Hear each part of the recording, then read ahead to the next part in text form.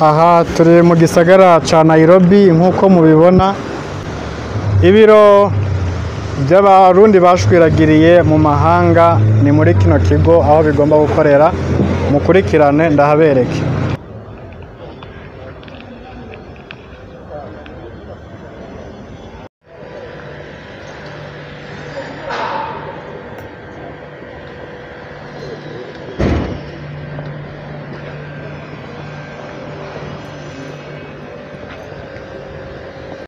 Aluno bya diaspora ndasinzira diaspora y'ibikorwa bakarimo tugiye kugura umunsi hariwe abarundi baba mu mahanga n'umunsi udasanzwe. Karibu ko tugura ibintu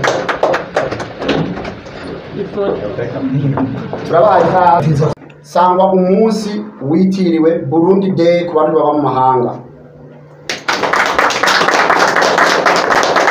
Uyu munsi rero udasanzwe twashimye kuwuhimbaza mu kugura ibiro bishasha abarundi muba ngaha muri Kenya muyugururiye. Tukaba tugiriye ko dushimira cyane gose abarundi mwitangiye iyi biro ya diaspora kugira ngo yugurwe uyu munsi. Aha akaba ariho tuzohora tubarizwa.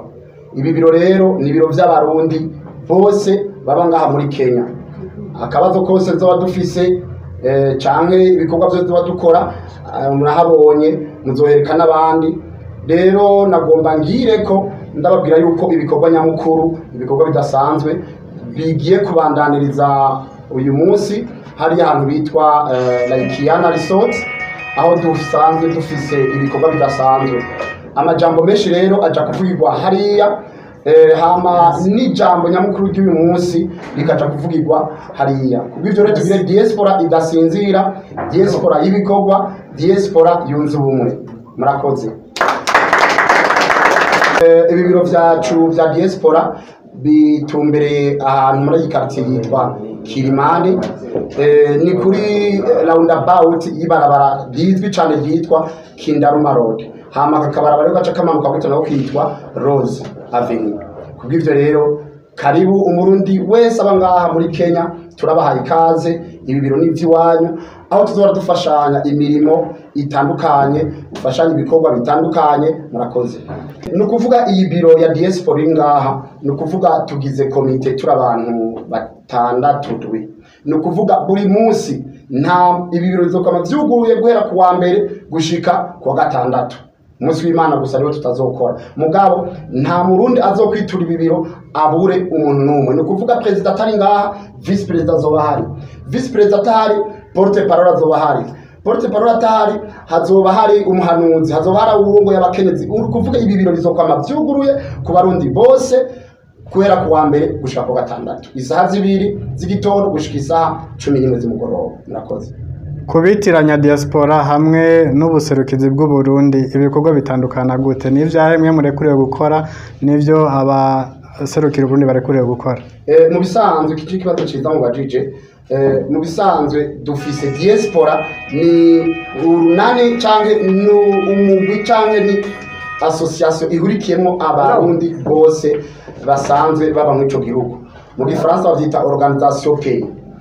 Iyo rero diaspora iratandukanye gose na ambassade, kuko ambassade nayo ni mission diplomatique yahawe na leta. Nukuvuga bo baserukiye umukuru w'igihugu ngaha muri Kenya. Nukuvuga rero ni nk'ibiro by'iwacu twitura nk'abarundi mu gihe tukeneye amadokima administratif yerekeye Burundi. Twebwe rero ngaha muri diaspora nagomba mbwira abarundi bose batandukanye diaspora na ambassade ko twe muri diaspora turi sociale, ariko ambassade nayo ni administrative. Ariko rero aho duca duhurira dukorera hamwe kuko iyo ambassade ikeneye abarundi iraduca kavuga ati yamara diaspora burundeze gira abarundi banyu nk'akarorero baze kwiyandikisha, gira abarundi banyu baze kurondera ibidokimenti n'izi. Igihugu c'u Burundi cadutumye abarundi ba mu mahanga, hari igikorwa kiniki gikenewe. Ambassade niyo ibitangaza hama ikabihereza abatwara diaspora kugira ngo duheze tubishikirize abarundi tuba dutwara. Nuko rero tutegerezwa kumenya yuko ambassade na diaspora bitandukanye. Hari abantu benshi bahora bambwira ngo urumva ko turi kuri ambassade ko tutakubona. Oya, ibiro mwabibonye ubu vy'iwacu biraha, ariko ambasade rero ntiri kure. Denis Spirit Road iraha Kilimani, ahinyuma ku metero 300. Kubw'ivyo rero bizokorohera abarundi bose bazoba baje ngaha, mu gihe bakeneye akadokima muri ambasade nabo ntazoba ari kure. Murakoze. Nunganire userukira diaspora ndundi muri Kenya, umwubaho Alexis Arenyiranigwa, ku kibazo mwari mubajije yakishwe neza cyane. Ambasade iserukira leta y'u Burundi muri leta yo muri Kenya.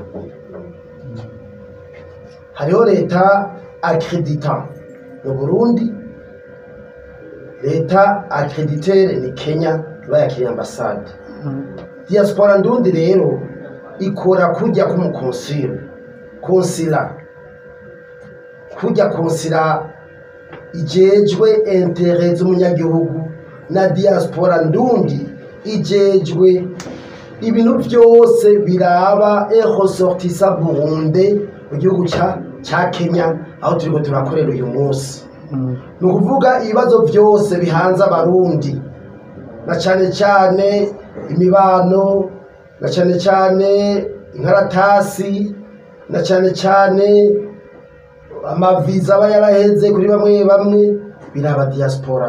Hama diaspora ikabitwara ikabishikiriza ubuserukizi bw'u Burundi, kuko ubuserukizi bw'u Burundi ni leta y'u Burundi bwa mu gihugu kiduhaye indaro ca Kenya, turangura imirimo yacu ya misi yose. Murakoze. Ndabona kandi n'umujournaliste wo muri radio Ganyuza FM Sebastien Misago arashobora gushika ngaha akagira icyo avuze, ari kibazo, ari remerciement, ari cyose kiri ku mutima. Ijambo ryo gure ku murundi bose ari ngaha, na cyane abamenyesha makuru n'abarundi bose bari ngaha. Murakoze cyane. Ego mu bisanzwe iyi ni diaspora, ariko hariho abantu bose batamenya diaspora ni iki, kuko benshi baribaza diaspora ati imeze gute, ariko turazi yuko ari shirahamwe ry'abarundi basanzwe baba hanze. None diaspora ikukira ubuhe bushikiranganje? Ko tusanzwe tuzi ko za CBR zitwagwa muri Ministère de l'Intérieur, ariko iyi nayo tukaba tuzi yuko hanini ifitaniye nuvuga imigenderanire ya hafi na hafi n'ubushikiranganje bujejwe imigenderanire n'ibindi bihugu. Nagira rero humbure mutanga umuco nimba diaspora ari association ishaka kwinjiramo umuntu abishatse, canke ko ari razi umuntu ari muri ico gihugu abe muri uwo mugwi. Murakoze. Murakoze cyane mwubaho wa Sebastien. Mu bisanzwe igihe twari dufise Assemblée Générale, umwubaho asanzwe atwara diaspora ku rwego rw'isi yaragerageje gusigura umu diaspora icarico. Ni umuntu wese yavuye mu gihugu ciwe akaja kuba mu kindi gihugu adahunze, ni kuvuga adahawe na mission diplomatique. Uwo muntu wese rero aca yitwa umu diaspora. Iyo ashitse mu ico gihugu hariho ivyo bitwa organisation pays. Nimba uri muri Kenya hariho organisation pays ariyo yitwa diaspora. Nimba ugiye mu Burayi, ugiye hehe, izo organisation pays zirahari. Mu ico gihe rero twebwe ubwa mbere na mbere bwobwo turafise udutwara rwego rw'isi atwara organisation yitwa diaspora burundaise, akaba mwubaho yitwa Samuel Ndayiragice. Bisigura yuko abarundi bose baba mu mahanga dufise umushefu adutwara, dukukira ubushikiranganje bw'imigenderanire, iterambere no gufashanya. Ni kuvuga twebwe niko bushikiranganje dukukira. Dusanzwe dufise n'ubuturongo yitwa directeur de la diaspora, afise ibiro nk'ubwo bushikiranganje. Rero nibaza yuko clarification ikwiye. Hama amemeta nkuko mwabivuze, na ambasade iratujejwe, kuko abarundi bose baba mu mahanga nkuko unyakubahwa Ugirongesha Imana yabivuze, twese ambasade niyo iturepresenta muri document administrative. Kubw'ibyo twese dutwagwa mubwo bushikiranganje tereje kubasigurira. Murakoze. Akabazo ka nyuma kugira ngo tuce turangiza, turabona ordonnance ministérielle y'itariki 20 z'ukwezi kw'icenda itariki 22 nk'ishirahamwe yitwa Diaspora Burundaise iri n'irya 2022 imbere ya 2022 nta diaspora yari ihari byari bimeze gute kuko turabona irishirahamwe ry'abarundi baba hanze nk'aba diaspora byo byari bimeze gute iya diaspora y'uno munsi ifise novuga nti imyaka ingahe ibayeho sur base iyo ordonnance ministérielle tubona iyo ordonnance ministérielle uri kuravuga yo mu mwaka wa 2022 nibaza ko yari association ya Eric Niragira iratandukanye gose na diaspora burundaise uravyo ordonnance ministérielle urona ko iyo association itwagwa mu bushikiranganje bw'intwaro yo hagati mu gihugu rero nagomba ntanga umuco iyo ordonnance ministérielle iratandukanye gose na diaspora burundaise kuko iyo ni association zitwari nyinshi itwagwa mu bushikiranganje bw'intwaro yo hagati mu gihugu murakoze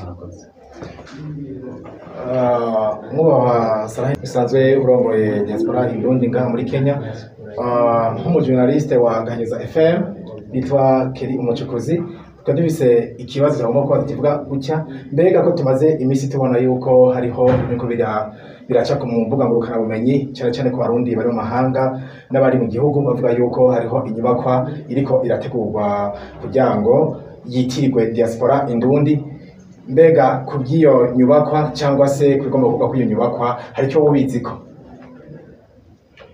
urakoze cyane umunsi tugira assemblée générale ndibuka yuko abarundi mwese benshi mwese tukanye niyonka mukitangira bijya biro bigiye kubakwa mu Burundi akaba ari biro byo kwitirirwa la diaspora burundaise ivyo biro rero n'uyu munsi muratwe ico gikorwa tugifise ico gikorwa kidasanzwe mbere mu ijambo ryo gushikiriza turaja gutanga umwanya wo gusubira kwitangira iyo nyubakwa ya diaspora burundaise izokubakwa mu Burundi turamaze iminsi tubereka amafoto y'iyo nyubakwa iheruka gusohoka amapica ingene izoba imeze kubw'ivyo rero iyo nyubakwa nagomba asubire ndakivuge ko sinja kuvuga ko menshi kuko turafise umwanya ukwiye aho tuja guhimbariza umunsi mukuru turaja kugaruka ko ico kintu cy'inyubakwa mugo nagomba ndabibamenyeshe yuko n'uyu munsi iyo nyubakwa tuja kuyitangira ngo twabe tuyitangira kuva itariki 17 dutorwa rero inyishu nziza itomoye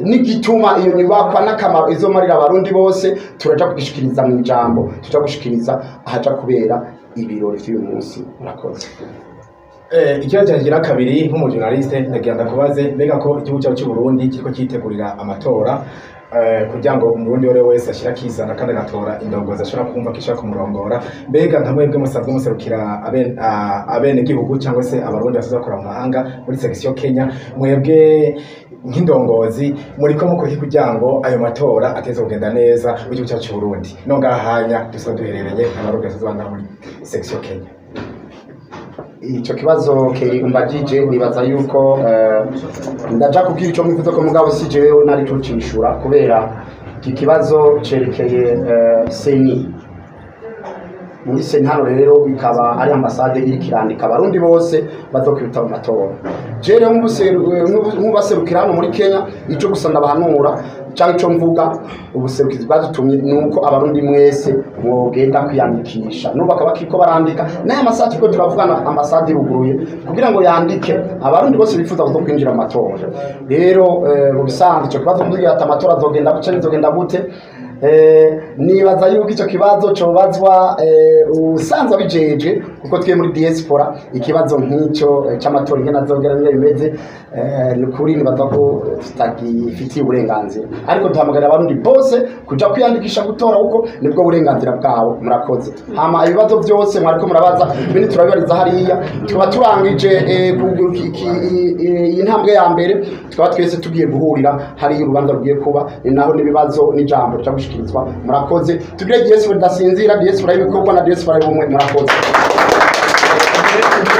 tugushimiye kuko wewe iki cyiyumviro wagitanze kandi ukaba ugishikije cyo kuronka biro ya diaspora kugira ngo twebwe abarundi turi mu mahanga byorohe ko batwitwararika kandi ibyo dukeneye ubufasha kuri bo tubironke byoroshe kandi hariho aho turasanga none turasengeye bino biro kugira ngo igikorwa ciza urukundo gufashanya kwitanaho bizebe ari byo bintu biranga kino gikorwa cyane cyane ku ndongozi zatowe n'abarundi bari hano data babazeza kugira ngo babaserukire muri bina biriya reka ibi biro umuntu wese azovyituramo azohave afise inyishu yico yaje kurondera kandi ntazigere ahabura umuntu data reka twongere gusengera indongo za diaspora kugira ngo zihereze ubwenge bwo kurangura bino bikorwa babirangurane mu rukundo babirangurane kandi n'ishaka